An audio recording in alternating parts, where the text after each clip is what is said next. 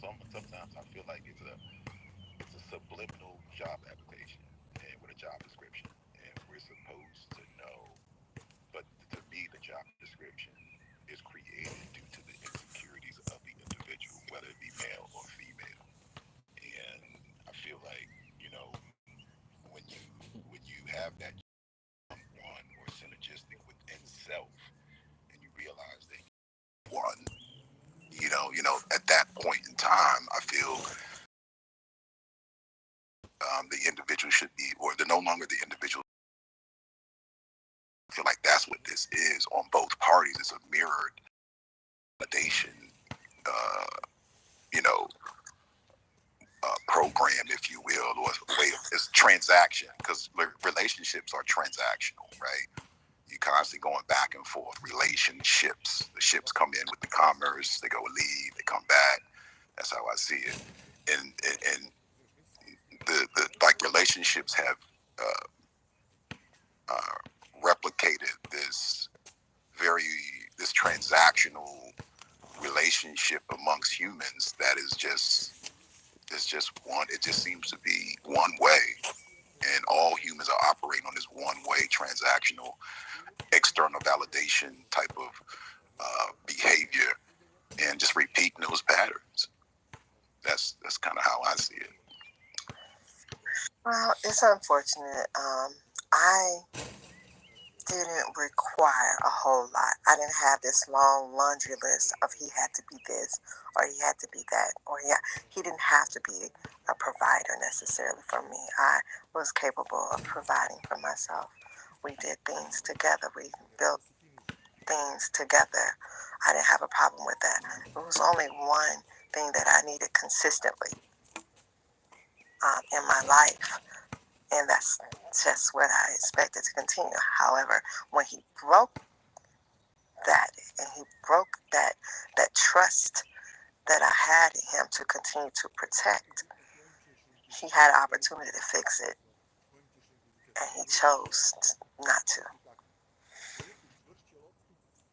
Interesting. Thank you for sharing. It's very interesting though, but definitely these rooms, we certainly can learn a lot with sharing ourselves in those intimate moments that kind of leads us to these decisions. I love to hear about relationships that like yours have been together for 30 or 40 years and just they decide, you know what, we're gonna go our separate ways. Throw 40 in there, really, sir? No, I'm just saying. No. I'm just saying. You said you was married for what, 28 years? 28 years. Yeah, that's man. That's like for real. That's man.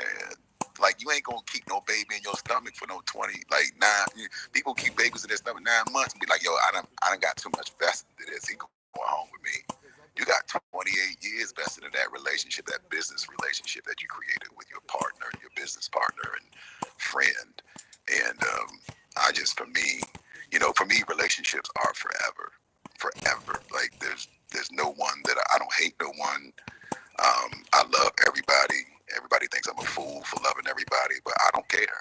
You can think I'm a fool all you want. It's because you don't have the ability to love hard and love beyond boundaries. You want me to come down on your level.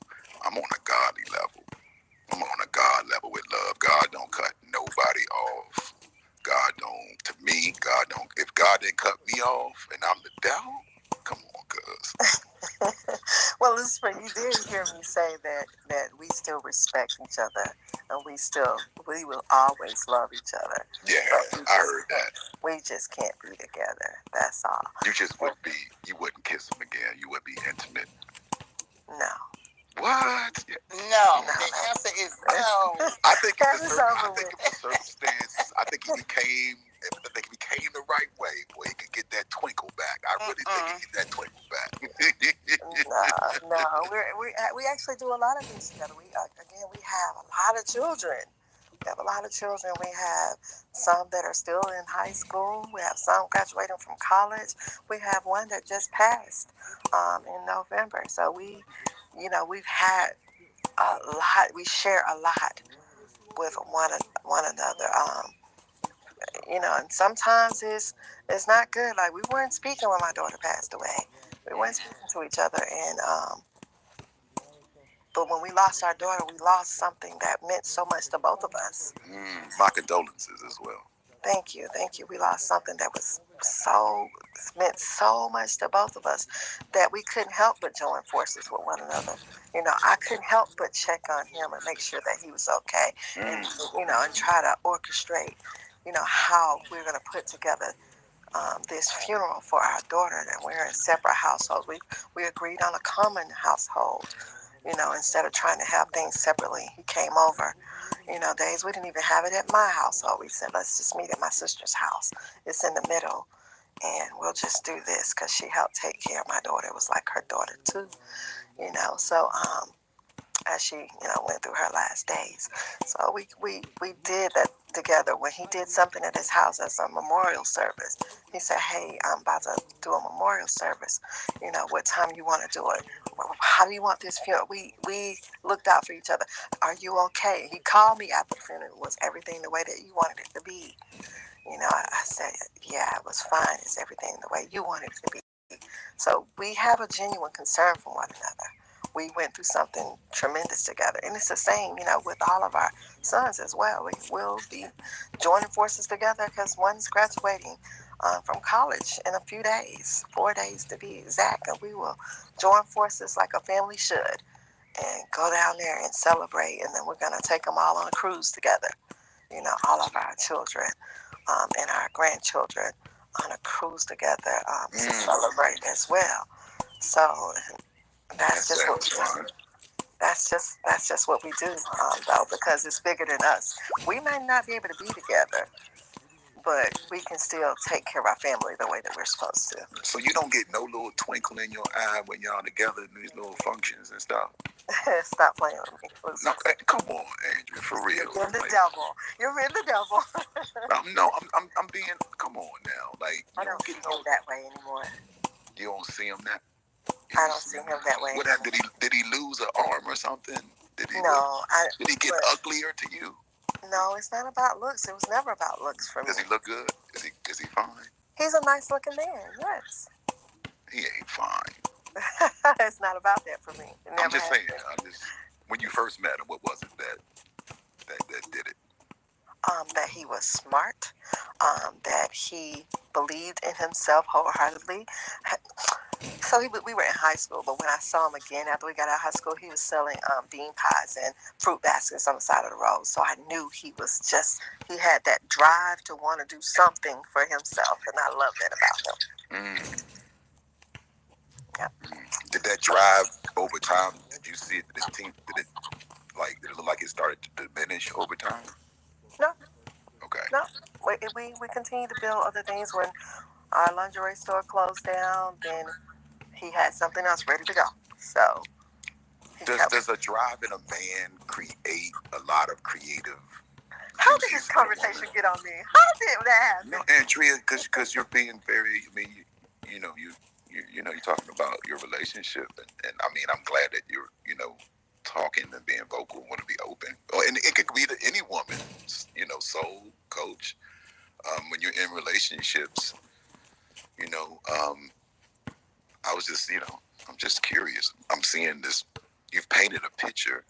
It was beautiful. 28 years. I'm like, wow. Like I'm looking, seeing daisies and people jumping and dancing and singing together. This family, like holding hands and loving on.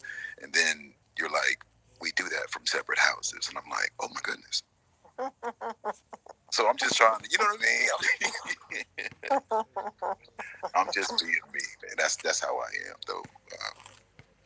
I like to get to know people. That's how you get to know people, through questions, And you can ask me anything.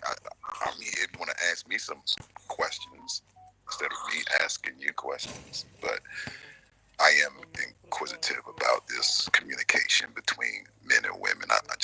We hear it a lot. I've been moving through these hallways in Clubhouse, and it is certainly, reels and social media. We can see it's happening all over the world, where there is this communication breakdown, which is causing individuals to just spaz out. I call it crashing out, because I believe my hypothesis is that they don't have the love within themselves to see and look at themselves as something miraculous something, like a gift. Like everybody is a gift to everybody.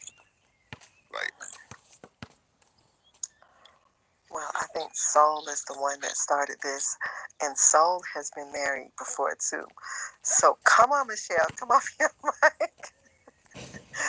Come off your mic. Unmute your mic. Let me get your business. How long you been married? Yeah, still me right. Look, teach me a little something. How long you been married? Twice. How long? Twice. And the first one was 21 years. First one was 21. Is he still alive?